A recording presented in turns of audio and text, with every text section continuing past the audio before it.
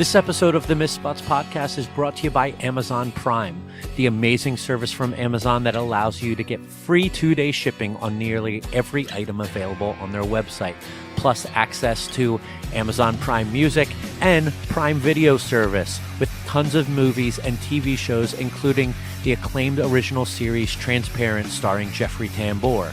Now you can get a free 3-month trial of Amazon Prime by going to missspots.com/prime. Plus, if you do that, Amazon's going to throw in a free 3-month trial of HBO on your Prime Video. Nothing else you have to say or do. You get that for free with this trial as well. That way you can catch up on Game of Thrones, Westworld, or you can watch anything from HBO's amazing back catalog, like The Sopranos, The Wire. It's all there for you. After your trial, you can pay just $99 for the entire year of Prime. Trust me, that sounds like a lot, but as a Prime member myself, that money more than pays for itself in just 2-day shipping after just a couple of months. So head over to missspots.com/prime right now and try Amazon Prime for free for 3 months and join what practically everyone should be a part of, Amazon Prime.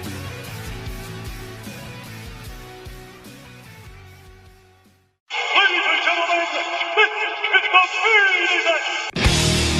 It's time to play the game. Time to play the game!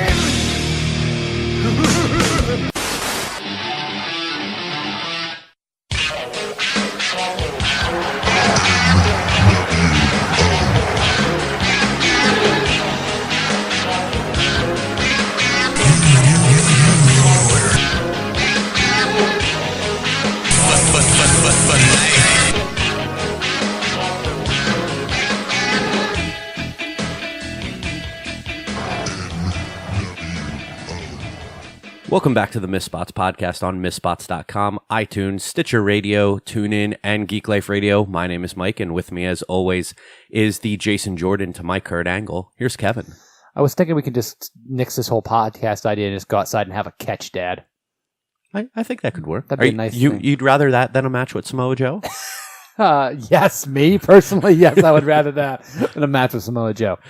So we have Clash of Champions coming up this weekend on the WWE Network.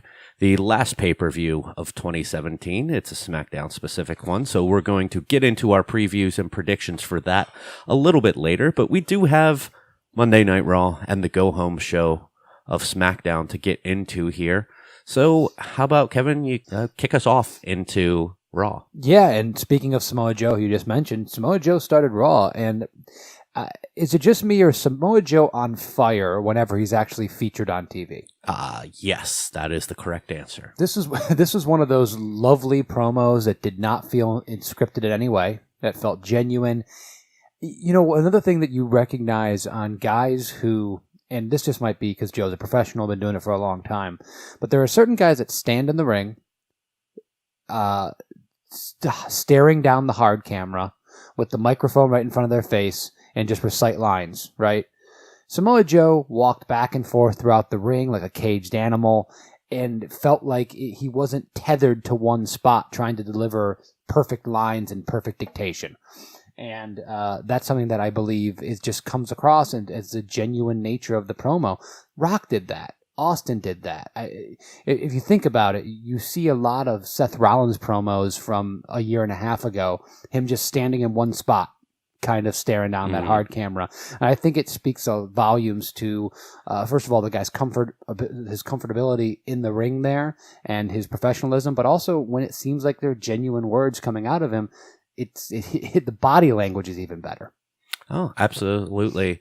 I feel like since day one almost on the main roster that they have given this leniency to Joe, I don't know, maybe I don't know if it's leniency on what he's saying or if really it is just his calm, cool, collected, like just feeling right at home with the microphone in that ring. And he also, every one of those words could have been scripted. We don't know, but it just didn't feel that way. And it's like a light switch. You can tell when it just feels natural for the guy to be doing it. And this was one of those promos that came across that way. And because of it, did not feel like the everyday Raw promo to start a Raw episode. It felt a little more organic and what I enjoyed. It did end up with Roman Reigns coming down to the ring because it's challenging him to step up. And of course, everything that we knew would happen happened. The bar interferes, beats down Roman.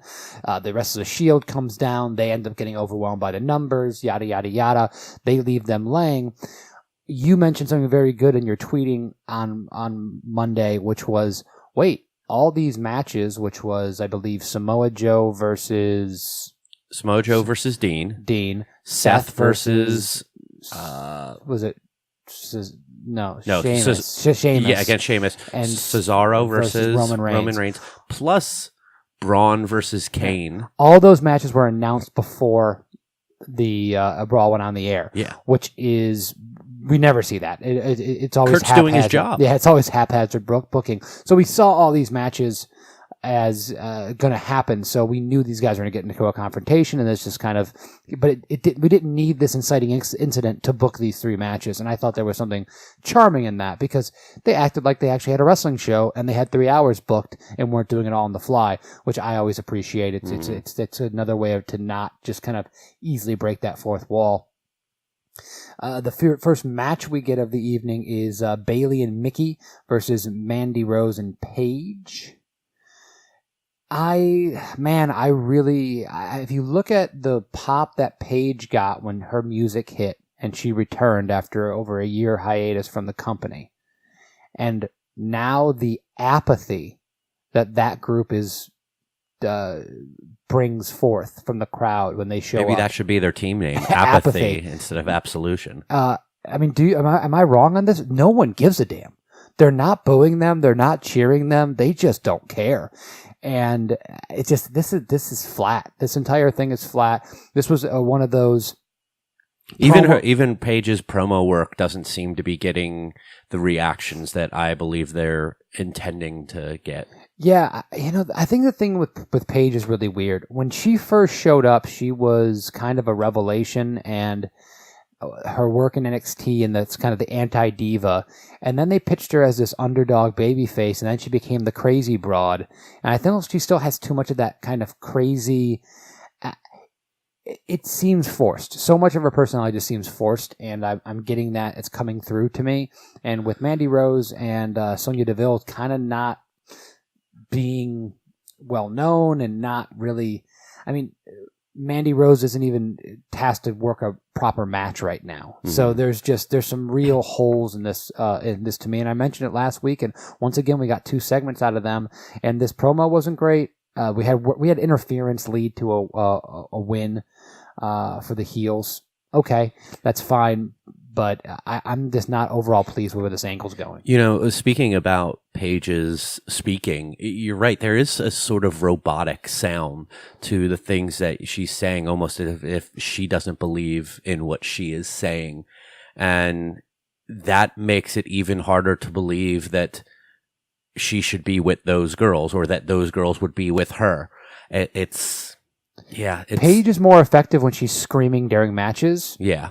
That seems genuine to her, that kind of violent streak. And her demeanor is this kind of passive, like sarcastic character, which I also just don't care for. Trying to look calculating. Yeah. And that's never really been her thing. Yeah. So, so that's what happened there. My God. Bray Wyatt, Matt Hardy. This is the second week in a row. We get dueling promos now with in between Woken Matt and a cracking, breaking glass every single time we cut to Matt Hardy. And it is just as weird and just as bizarre. And we had an extended laughing fight, I guess it would be, of Bray laughing and then Matt laughing.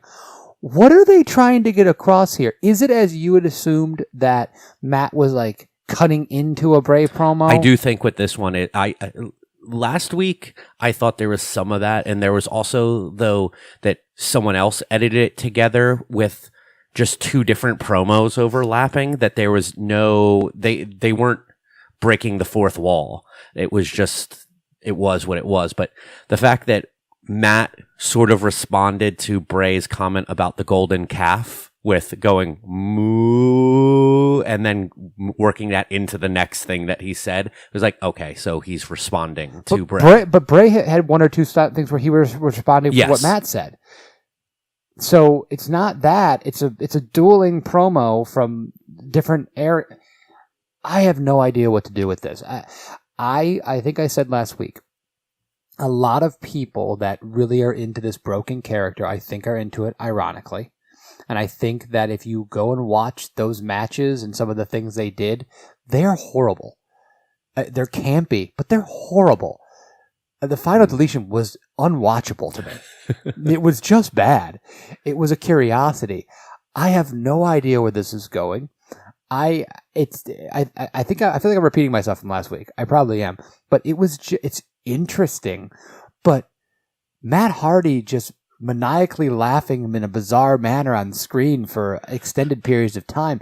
Is that something that's really going to be more than a 2 or 3 week thing before it's gotta be? Because, I mean, I wasn't a big follower of TNA or Impact, whatever you want to call them, when this was going on there. But it certainly went beyond this. There were skits. Yeah. There was stuff with his family that was included in there. And I don't know if they're going to go that route. I don't know because even though most of Matt's family did that for free, I don't know if WWE really wants to go in that direction. I mean, where is this going for Bray? Because I cannot imagine Matt Hardy losing a feud here. Bray loses to everybody. Mm-hmm. Can they just bring Bray back as a character babyface and make us like him and have him win matches?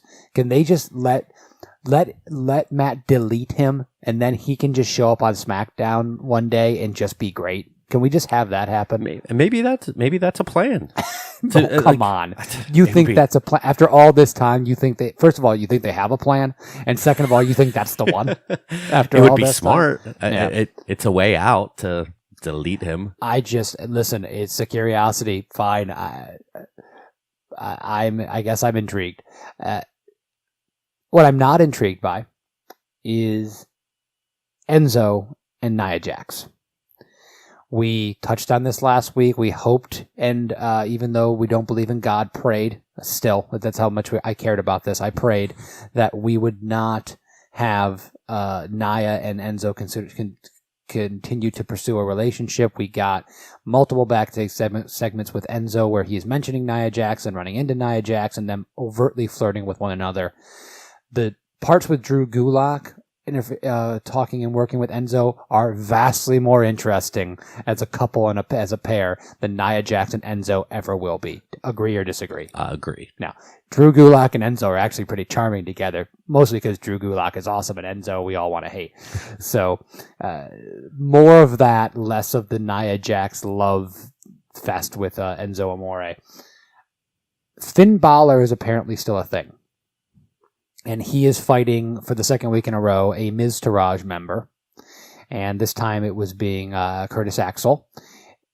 After they jumped him before the bell so that Curtis Axel could get a little bit of heat on Finn. Finn wins a relatively quick match. Once he got the upper hand, he hit the coup de grace and won. Are we going to get Finn and Miz when he comes back? Or is this purely placeholder? I think it's placeholder. If Miz is supposed to be out for, I think, 4 to 6 weeks, with doing this, you can't do Finn and the Miz Taraj for 6 weeks of TV. You've had it for 2 now, and that's already seemed like a lot. Sure. I mean, how much more can you have him do? I would like to see a Finn and Miz program. I would have liked for the belt to be involved in that, but it's... Well, you do know that in 2018, Miz will hold the IC belt like 3 times. Oh, yeah. Miz is around the IC championship. That's where he ends up at all the time. So we may get exactly that. We may get a Finn and Miz feud at some point over the Intercontinental Championship, and that would be a great thing for us. But overall, it just reeks of them not knowing what to do with Finn Balor at this point, and I think that's pretty obvious. The Sheamus and Seth Rollins match was really good. Mm-hmm. We had, for the second week in a row, some really, really good wrestling on Raw. Some extended matches that went through multiple commercial breaks and had some really good action. This was all about Sheamus working Seth's knee. And because of it, we got some good spots. We got some really impactful moves. And Sheamus, man, just continues to impress. This guy is his moveset hasn't changed, I don't think, at all since his disastrous title run and his matches with Roman Reigns last year. But I don't know what it is, but Sheamus, I've always liked Sheamus's work. I've always thought Sheamus was underrated in the ring. He's just gone through some really bad characters.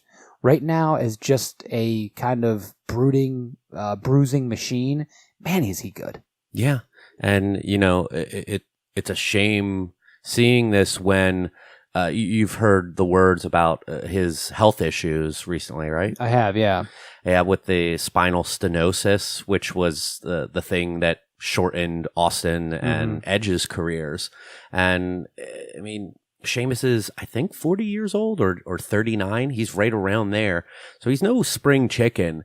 And apparently, like, on the overseas tour, he had matches where he did no bumps or like 1 bump. Yeah. So it sucks to see because I think he's finally been coming into his own not necessarily his own, but finally building up what this character is and finding something with Cesaro. And also connecting with the crowd. Yeah. And I think in a lot of ways that's really so much of it, finally getting the people to hate him for the right reasons, and not the go away heat that he was getting during the Roman Reigns feud, and not the cheesy baby face he was for so long before that. But this was first of many really solid matches, and also a really good Seth Rollins match, which I feel like we haven't seen in a while. Other than his out of tag team matches, exactly, out of tag team matches, which it's refreshing to see that Seth Rollins can still go there, like we've always assumed he could. The second chance fatal 4-way match was bizarre in a few ways. We know that Rich Swann was arrested over the weekend, and he was suspended indefinitely by the WWE. So he was in this match, supposed to fight Drew Gulak for the right to go fight Enzo Amore at the Royal Rumble that the match is supposed to take place. Yes. So we knew that they had to change it. They really didn't address it. They just basically said Rich Swann was stripped of the right to be in that, and they did yet another fatal 4-way match to determine who that other contender would be. I find it interesting they didn't use any kind of other angle with it. I guess they thought that maybe the charges were serious enough that they just wanted to... It was in the public eye enough. I mean, the AP had it, so it's not something that you can really try to swerve in a different way. And it's also a situation where he may never be invited back to the WWE again. Yeah. So I understand why they did that, but it's a little bit bizarre. The second chance fatal 4-way match. Cedric Alexander wins this match. Probably the guy who should have been involved in this in the first place. The guy is incredibly gifted, athletically, ring work wise. This was another, I think, the third week in a row we've seen the cruiserweights put on a entertaining 4-way match with a lot of big high spots. We had some rehashing of Cedric and Mustafa Ali spots, but it was still very good. You're right. This has been a long time coming for Cedric. He's deserved a shot like this because he's shown skill not just in his high flying and his all around in ring work, and I think that he has a charisma that really none of the other 3 guys in the ring for that match have. Yeah, and I don't know who. I don't know who's more interesting. I don't know if the most interesting thing here is actually not Cedric Alexander versus Enzo. It's the best match, maybe. It's the best talented, and it's the true face versus heel. But Drew Gulak versus Enzo in a mentor versus mentee kind of situation with Drew Gulak playing the reluctant babyface could be really good. I've been saying that for weeks now. Yeah. I really think that he can work as a baby face, and he can get over. I think he's getting over right now with the crowd in certain portions. Yeah. So, yeah. So we'll see what happens with that, but it's good to see them letting the cruiserweights let their hair down a little bit and wrestle the kind of matches that the entire division should be known for. Cesaro and Roman Reigns, Cesaro we've always loved his ring work. He is a machine in every way, shape, or form. He is who we thought he was. He is who we thought he was. I think I sometimes forget, and I will say this, watching WWE and watching matches constantly every single week, you do see a lot of repetition. Mm-hmm. And sometimes I do feel like guys like Cesaro, even when they're doing singles matches, kind of fall into the same old spots. And you kind of forget how they can really wow you. This was a really great match. Two guys with excellent chemistry together, brutal spots, brutal offense, even the great working on the body part from Cesaro. Classic heel work, but even just down to the switching back and forth with the European uppercuts in the corner just looks so vicious and it looks so Cesaro. It looks so the character that he's been trying to portray on television for a while. And it just makes you just salivate for this guy in a singles run, even in this character as this heel, could be doing some bang up work. Yeah, absolutely. I mean, I've seen this in this guy for years now. We both have, and a lot of other people have.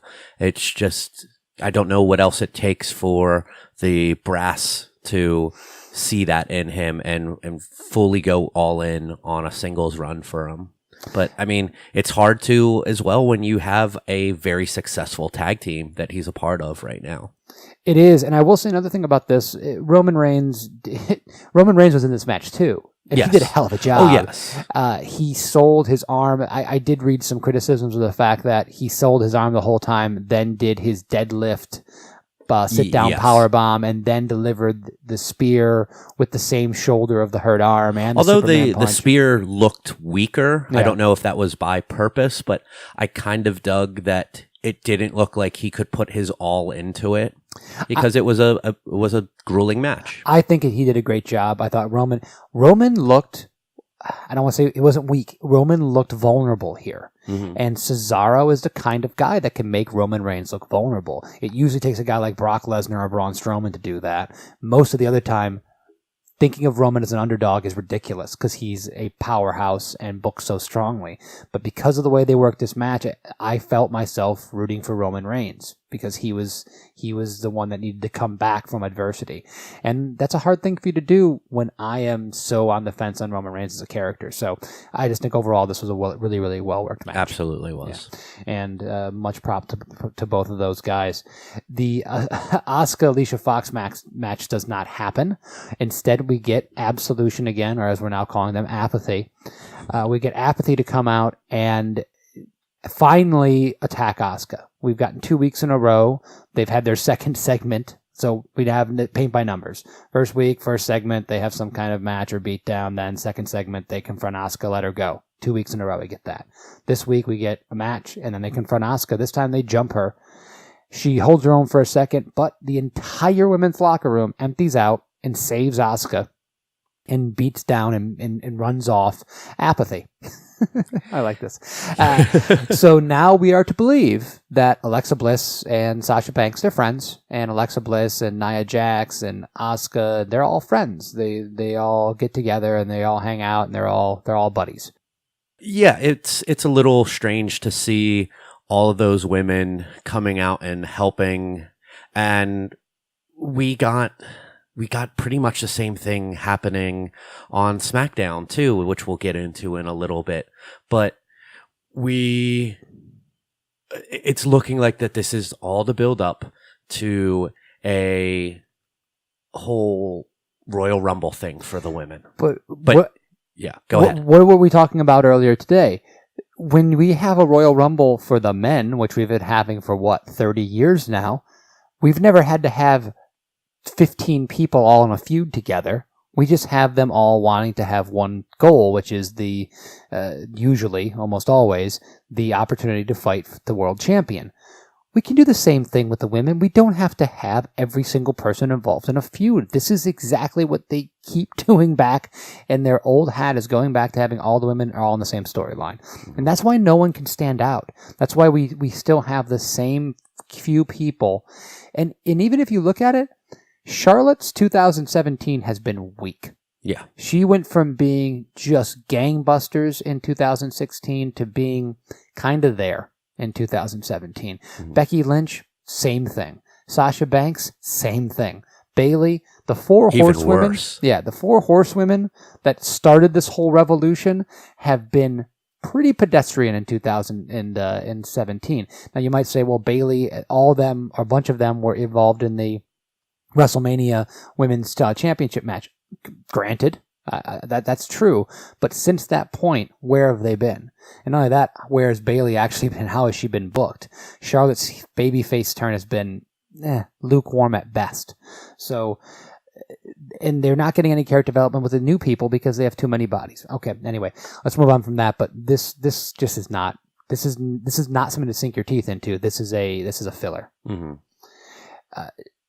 Jason Jordan and Kurt Angle continue to have issues. That's the best way to say that. Yep. We're teasing this as some kind of match at WrestleMania, maybe? Is that what we're going to get? Probably. I would say so. I mean, there's always been the rumor that Triple H and Kurt is a plan for WrestleMania, but we know they change things on the fly.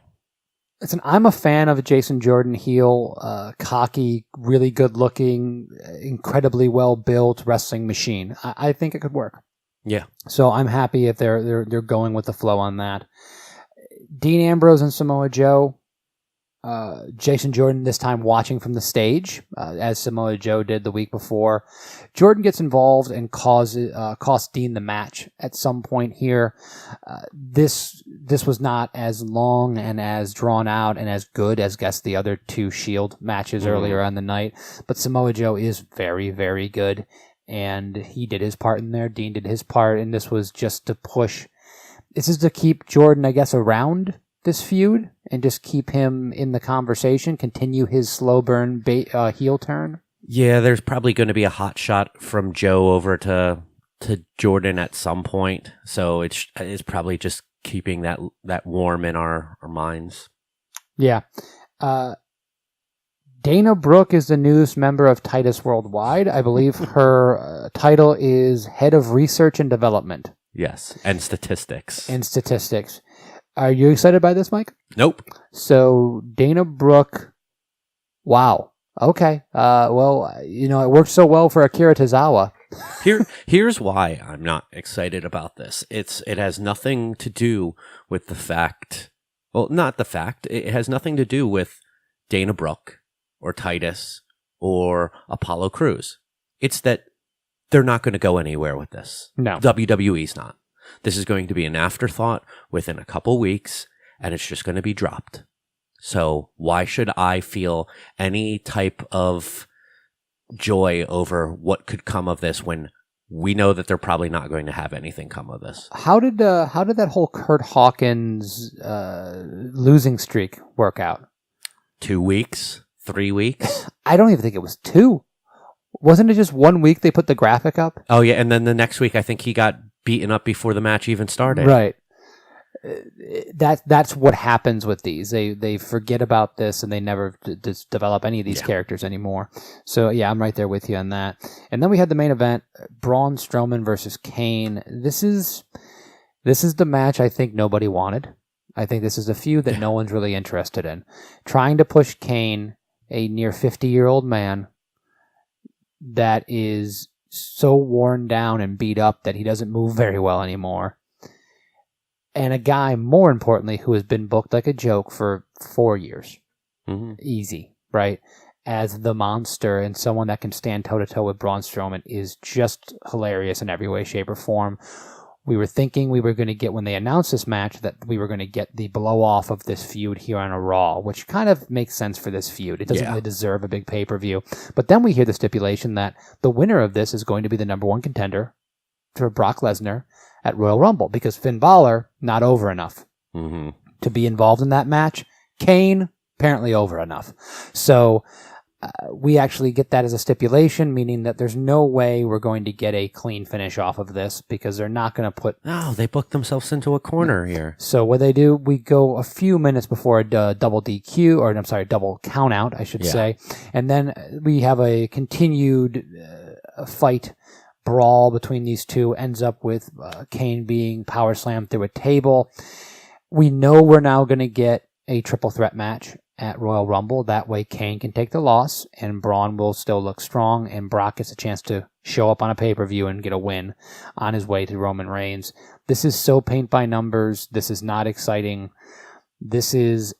I would much rather have seen Finn Balor go and get obliterated in some way, but be valiant in defeat and get the rub of working with the Universal Champion than this. This is such a waste of a Brock Lesnar appearance. It is, yeah. And so will be the appearances that he will make prior to Royal Rumble, having to have Paul Heyman cut promos on Kane and a guy that, honestly, Brock already beat. Yeah.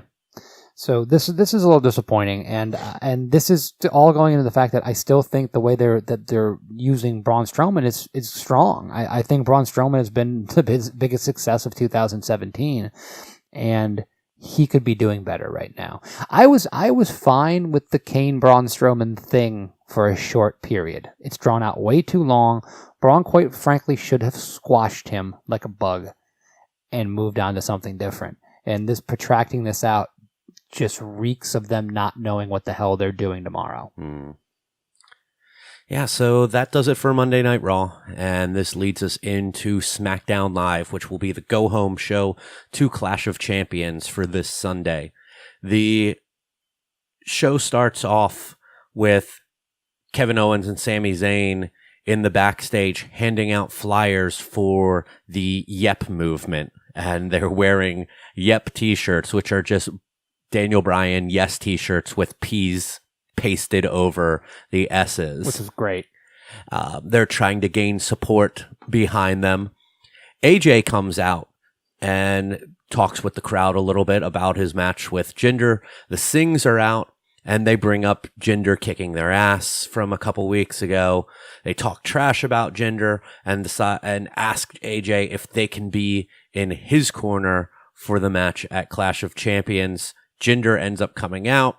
AJ's on to the little ruse, beats up the Sings, throws them out of the ring, and there's a kind of standoff between Jinder and AJ. Does this get you excited at all about Jinder and AJ? I'm not excited necessarily about this match, but what I did like, I just liked AJ throughout this. He seemed pretty loose, and he seemed pretty comfortable here. Uncle Al? Yeah, it wasn't the best material, but I like the fact that he wasn't a gullible, stupid babyface. I love the fact that he knew what was going on, because we all did. And I thought overall it was pretty well done. Mm-hmm. And after this, we get our first match of the evening. There is a theme through the matches this evening, and that is guest commentary. 4 out of the 5 matches have guest commentary. As Ruby Riot's taking on Charlotte Flair, Natty is on commentary. And Ruby has Charlotte's number for the most part during this match. And then eventually things spill to the outside where Natty interferes, causing a DQ. And then this leads to an attack by the Riot Squad on Charlotte. Naomi comes out for the save. And then as the Riot Squad is retreating, out comes Tamina and Lana and Carmella, who still has a briefcase, I believe. Yep. And they beat up the Riot Squad as well, send them running. And that is SmackDown's way of getting all of the women on to TV. And yeah. I do not know if the Riot Squad could be less intimidating if they tried harder. Yeah. Ruby Riot's to fine. the point where Ruby Riot was doing some pretty interesting submission wrestling during the break when SmackDown is in that little corner. Yeah, right? the picture-in-picture. Right. So the most interesting thing about her and the fact that she was kind of, as you say, owning Charlotte and maybe developing, I don't know, a character wasn't even done in the time where the commentary could be putting her over and doing so. It's like paint by numbers of one-dimensional. Liv Morgan doesn't even have a character. She's basically Carmella without the accent when she was in NXT. And on the main roster, she's the person who wears unnecessary suspenders. There's actually been some social media between Carmella and Liv about Liv being a knockoff of her. Yeah, that's pretty much it. That's it. She's basically unnecessary suspenders. That's her character. The other character is I'm Southern. Yeah, that's the character. These are paper thin. It's not they're not intimidating as a group. They don't look like they could stand up to anyone in the women's division, especially when you're talking about Becky Lynch, you're talking about Naomi, Natalya, and Charlotte. They don't hold a candle to them. And it's kind of, as much as I like the fact that Ruby Riott is a good in-ring worker and has a lot of ability, having her kind of wrestle circles around Charlotte, it just rings hollow to me. Charlotte has been a dominant force for how long? I would be more fine with this group needing the people on the outside to gain unfair advantage, and that's why they're dangerous, because they have multiple people. So it's a carbon copy of a bad angle from Raw. Yeah. That's a bad thing. Absolutely. Can't make a copy of a copy of a copy. Multiplicity taught us that. After this, we had Dolph taking on Baron Corbin. Dolph is using his music again. Holy. This is another thing. They have no idea what they're doing with Dolph Ziggler. They have no idea what they're doing at any time. His character of being the anti-flashy guy could have actually gotten over. There was stuff there to work with. But they didn't even buy into that really for a week. Mm-hmm. And Bobby Roode is on commentary. And what happens? Bobby Roode gets up from commentary, takes off his robe, steps into the ring, kicks Dolph in the gut. This does not warrant a disqualification, according to Mike Chioda. Then delivers a glorious DDT, which gets the disqualification call, and then does the same thing to Baron. And this was after just a moment. This match was going on for, 2 minutes before he did that? Yeah, maybe 4. So what prompted Bobby Roode, who basically is the good guy in this whole situation, right, against two heels, what prompted him to jump in the ring and beat both of them up out of nowhere? Yes. Bobby Roode is such a bad... We talk a lot about the misuse of Shinsuke Nakamura, Finn Balor on the main roster, of Joe not being featured as much as he could be, of all the women being called up in a scattershot way that's never going to get them over. What we're missing in here is Bobby Roode, or Ty Dillinger too, Tyler Breeze, Rusev, Apollo Crews. We talk about that a lot. What we haven't talked about is Bobby Roode. He has been extremely mishandled. They put him in a Ziggler feud, which is everybody's first feud. And since then, what's he done? Nothing. Yeah. He's done nothing. They packaged him as a babyface because people like his music. That's never stopped them. They still have Enzo Amore spouting his catchphrases as a heel.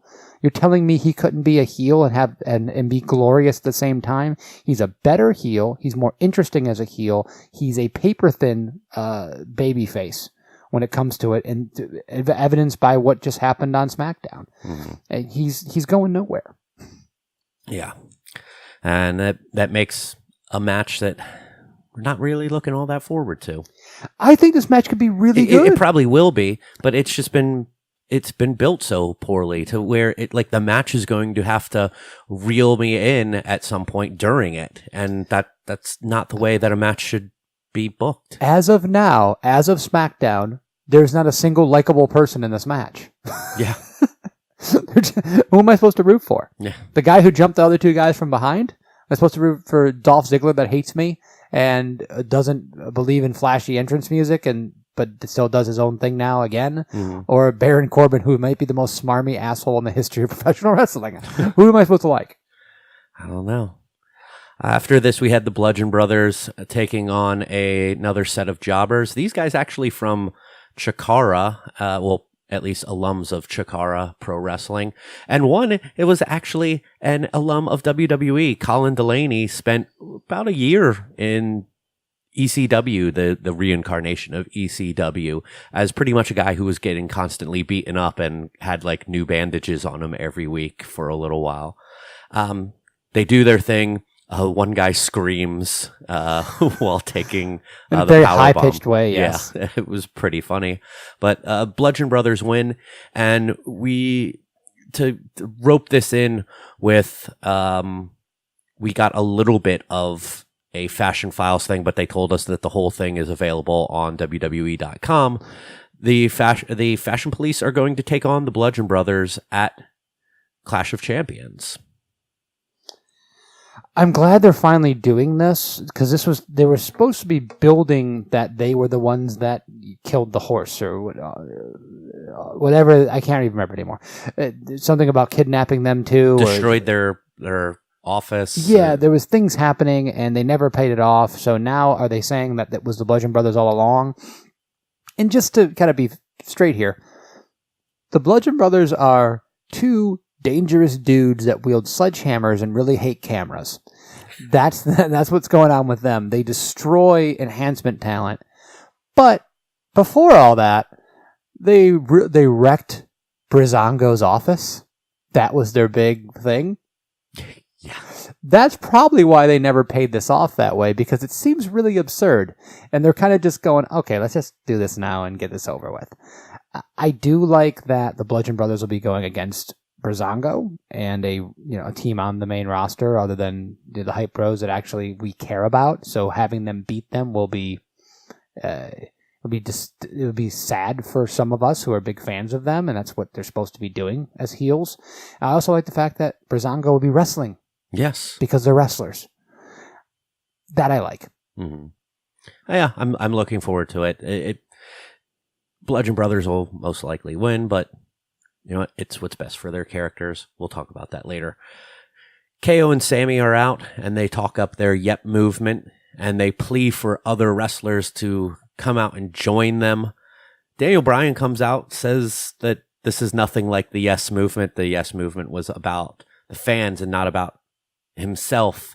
But in the end, after some back and forth, Bryan names himself as the second referee for the match on Sunday between Sammy and KO and Randy and Nakamura, as a way of truly ensuring that their best interests are looked out for.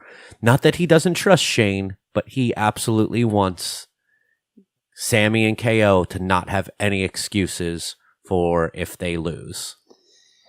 I want to know what that means, having a second referee. My first thought was that, and of course, Corey Graves articulated it perfectly. How does that even work? So thank you, Corey, for being on the same page with me. It makes me feel smart. This is all about the divide between Shane McMahon and Daniel Bryan, and that's what it's about.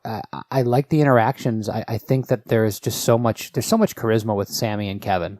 And playing off someone like Daniel Bryan, someone that the crowd loves, is really good. I can't stand seeing him in the ring with Shane McMahon because I can't stand seeing Shane McMahon. But these guys are just the body language as Sammy saying "yep" to everything Kevin's talking. Like, just that is really good. Mm-hmm. It's entertaining. It absolutely has been. He has been since the moment that he turned heel, the moment that he pulled Kevin Owens off that table and Shane went crashing through it, he became so much more entertaining. And not that he wasn't to begin with, but yeah. We get a tag team match, the Usos versus Rusev and Aiden English. The New Day are on commentary. We get some promo work. We get Aiden English finishing his song. We get the Usos cutting a promo. Then Gable and Benjamin are out, and they cut a promo. And the New Day being absolutely absurd on commentary. Like, Graves sounded legit pissed off at one point that, like, we're supposed to be working. This is a professional environment. But in the end, Rusev and Aiden win. They beat the tag team champions after some shenanigans. Yeah. they've now given them a couple wins in a row, Mhm. which is good. These are entertaining guys that have a lot of potential. And we've been saying that about Rusev forever, I feel like. But I'm really happy for them. It was bizarre to have them put in this match last week because it's like, well, they've done nothing. And now they're tag team title competitors. Fatal 4-Ways, I'm always just, really? Is that what we need? But they're getting more guys on the card, trying to prop up some other tag teams and make it even more jam-packed with the Bludgeon Brothers waiting in the wings. So look at these teams. There's some good talent here. I mean, New Day and the Usos we love. Gable and Shelton Benjamin have a lot of potential. They cut a good promo before this match. So there's some good things going on there. Yeah, there is. We get Jinder attacking AJ during a backstage interview. It was really weird. Yeah, it was out of nowhere, and then it really went nowhere. It was like they laid him out and just stared at him. They didn't continue a beat down. It seemed like there was something else was supposed to happen, and it didn't. That's what it felt like. Yeah. And then we're into the main event, but before that, we get an in-the-ring interview with Randy Orton and Nakamura, and pretty much Renee asks Randy about the match for Sunday. He gives a few sentences about it and then asks Renee, or she asks Nakamura if he agrees, and he just says, yep. Well, no, that was all mimicking Sammy and Kevin from earlier, right? Yeah. But the funny thing was that it was a yep movement, and he said yep. Yeah. I just feel bad for Nakamura because Vince McMahon's like, he had 3 letters to say. He couldn't even get them right. Yeah. And this leads into Nakamura versus KO with Daniel Bryan on commentary. I honestly don't remember a whole lot of this match other than Bryan and Graves just digging into Byron. Well, Saxton would not leave alone that Daniel Bryan was possibly up something nefarious here. And they both were basically screaming at Byron Saxton and calling him an idiot. It was really glorious. It really was. But the match itself, a lot of stuff going on. Nakamura pretty much controlled most of the match. Yeah. And then we had a ref bump. Ref went down from an inadvertent forearm from KO. Daniel Bryan gets up and takes a shirt off of the referee's back, puts it on, becomes the referee. We get some shenanigans from Randy and Sammy. Sammy gets a little distraction on Nakamura. Pop-up powerbomb, 1, 2, 3. No fast count, no anything like that. And Kevin Owens wins. Him and Sammy celebrate with the belief that Bryan is on their side. We know, I do not believe it's going to end up being Bryan on their side, but I do think it's going to lead to a split with Shane McMahon and him. And if that gets Shane McMahon off television, the better for it. If it takes Daniel Bryan away and leaves us with Shane McMahon, I will never forgive him. Yeah, that would be pretty bad. All right. So that does it for SmackDown Live. We are now going to head into our previews and predictions for Clash of Champions this Sunday on the WWE Network. We have 7 matches announced for the card as of right now, at their time of recording. We have a pre-show match that was announced of Mojo Rawley taking on Zack Ryder. Hey, they're giving him a pay-per-view match, so that's a little different than Truth and Goldust. Yeah. Mojo wins. Yeah. I think he's never going to be a big deal on the main roster. His call-up was a mistake. There's too many bodies. He's not one of the better ones, but he'll win in a misguided thing that they will do something with him, and they won't. But he's going better places than Zack Ryder right now. Yeah. And then let's go to Breezango and the Bludgeon Brothers. We talked a little bit about this. I think it's pretty obvious. Yeah. Bludgeon Brothers have to go over the here. Bludgeon Brothers are getting the Braun Strowman push right now. To an extent, they're even trying to put guys that look like the other versions of James Ellsworth. Hispanic James Ellsworth was out there screaming like a child. They're trying to do that for the Bludgeon Brothers, so they're obviously going over here. Yeah. And now let's talk about the Women's championship match, Charlotte Flair defending against Natalya in a lumberjack match. I think we talked about last week how 2017 is the year of the lumberjack match, especially the last half of it. This is our third one, I think, in as many months. And guest commentary. Yeah. I got to go with Charlotte here just because she's a much more interesting champion. We also have a heel with the Money in the Bank briefcase and a heel faction gunning for the champion. Mm-hmm. So it seems Charlotte's just a much more interesting person with this. I was happy with Natalya having that championship for a while, but she's not the right person to hold it. I would agree. I'm going to go with Charlotte Flair as well. I think that we might get at least a tease of a cash-in afterwards because Carmella's going to be out there anyway. Yeah. So you might as well get a tease in there, but she might then change her mind because of all the other people out there, or she might get beaten up before she can actually cash in by the Riot Squad or just the rest of the women. I feel like they are regretting having Carmella with that briefcase really a lot right now. They might even just have forgotten that she has it. They might have thought, oh yeah, we fired the guy who has the women's briefcase, right? Oh no, Carmella's the one who has it. He did win it, but... Let's go to the U.S. title match, triple threat, Baron Corbin defending against Bobby Roode and Dolph Ziggler. This could be a fine match. We mentioned that. But right now, it'll be a surprise if Dolph wins it. Sure. I don't think it's really the right time for Bobby Roode to have it. So I just think that it's have Baron keep the title and then split him and Roode off from this trio and have them have a proper feud with one another. I think that makes a lot more sense, and I would almost want to go with Bobby Roode here just because he is the more popular of the two performers to have that title, but I do feel that they're trying to rehab Baron Corbin a little bit. Mm-hmm. And I do think they gave him that U.S. title and the kind of saying, all right, we kind of screwed up everything about you the past 6 months. Let's give you this and see if you can run with it. So I believe they will keep the title on Baron Corbin. Mm-hmm.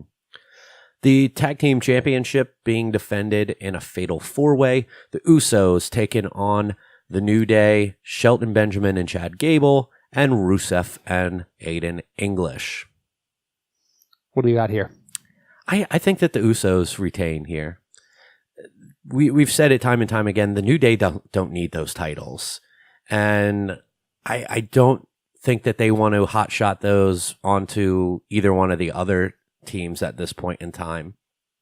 You have unresolved business between Benjamin and Gable and the Usos that you could go with, and by having probably Aiden English being involved in the pin, therefore they can claim they weren't pinned. Because as far as I see, this isn't an elimination match. It is not. So I think that you have a feud that you can work off of there. So that's why I think that the Usos would retain. The problem I'm having here is that I don't like to go against you on tag team matches because you get those right all the time. But at the same time, Clash of Champions, I feel like there's going to be at least one title switch here. I don't know. True. I don't know why true. I feel that, but I feel like they should have at least one title switch here. I don't think it's going to be the U.S. title, and I don't think it's going to be the world title. So now I'm thinking that it's going to be the tag titles. I don't think the New Day need them. I definitely don't think they're putting them on Aiden English and Rusev, but I do think they see something in Gable and Shelton Benjamin. It would definitely be a hot shotting. They are not over at this point enough to kind of to justify a title switch, but in a fatal four-way where the Usos don't have to take the pin, that's the other way of looking at it. Yeah, that's true. That they can justify by going back after the titles and get them back. I'm going to go on a limb and go with Benjamin and Gable on It's this. still hard to... It is, yeah. And, you know, at one point when we were watching Smackdown and they came out and cut that promo, I was writing down in my notes, I started writing American Alpha. I was just like, an American Alpha came. I'm like, yeah, not anymore. No. Yeah, but I'm gonna go on a limb with that one. That way, we'll change it up a little bit. From our predictions are all the same so far too. And then we have AJ Styles taking on Jinder Mahal for the WWE Championship. This hopefully is the blow-off match And finally, the end of seeing Jinder Mahal in the world title picture, at least for a while. You got to go with AJ here. You have to. Just the best guy to have this title on that show. He's the best worker. He's a multi-dimensional character.